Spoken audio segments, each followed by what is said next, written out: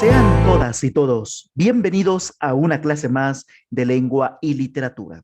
En esta oportunidad vamos a adentrarnos al fascinante mundo de los textos narrativos. Pensemos, cuando nos acercamos a un cuento, a una novela, tal vez a un videojuego, ¿cómo los analizamos? ¿Cuáles son los elementos que buscamos en nuestro afán de comprender el texto? El objetivo de esta clase es la siguiente.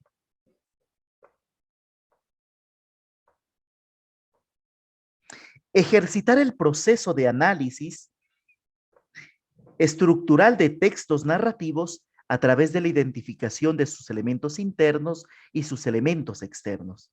En esta clase, por tanto, nosotros nos dedicaremos a leer textos con el objetivo de identificar aquellos elementos que permiten que el texto narrativo como tal exista. Pero, ¿cuáles son esos elementos? Entendemos por estructura aquellas partes que sostienen cualquier objeto. Estas partes permiten que el objeto exista. Haciendo la analogía de una casa, nosotros vamos a identificar dos tipos de estructura. Primero, la estructura interna, que en la analogía de la casa serían aquellas partes que sostienen toda la edificación, los cimientos, las columnas, el piso, el techo, elementos sin los cuales la casa no existiría. Pero en un texto narrativo, en un cuento, en una novela, ¿cuáles son los elementos sin los cuales ese texto no existiría? En principio, será el narrador. Y definiremos al narrador como la voz que cuenta la historia. A veces, esa voz es la de un personaje dentro de la propia historia, o a veces es una voz ajena, fuera de la historia, que nos relata los acontecimientos. El narrador, por tanto, es la voz o la presencia que nos va contando poco a poco el curso del relato. Pero el narrador tampoco es el autor, sino que es un elemento estructural que da cohesión a los acontecimientos del texto.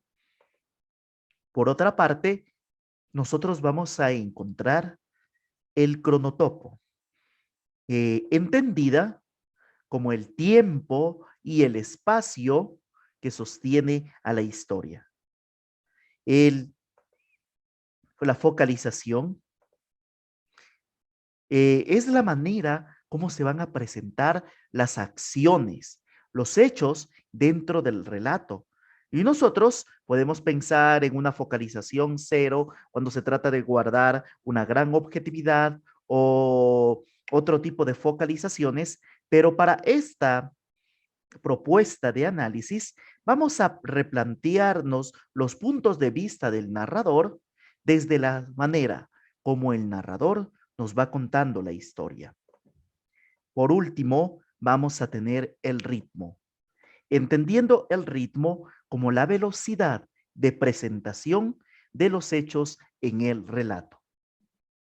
Cuando ya tenemos estos elementos que configuran la estructura interna del texto, vamos a los elementos que de cierta manera son constitutivos del texto, pero no indispensables.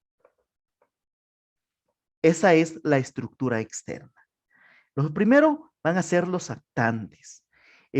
Tradicionalmente se pensaba que son los personajes, pero tal vez el concepto de personaje deja por afuera a otros elementos que pueden realizar acciones.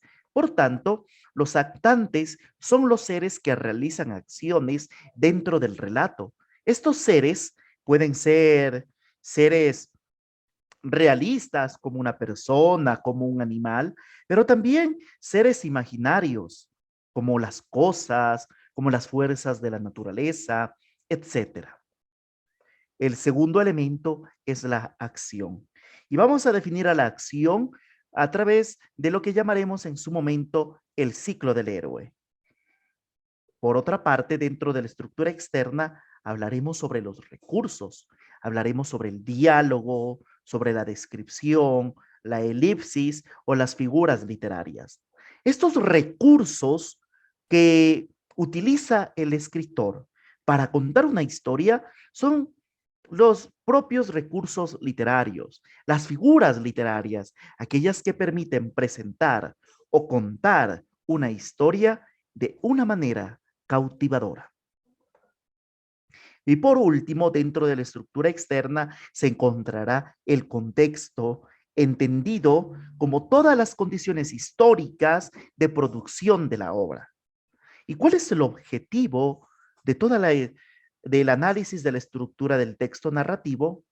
El comprender que estas distintas partes que nosotros podemos encontrar en cuentos, en novelas, en películas, tienen un fin, que es la verosimilitud.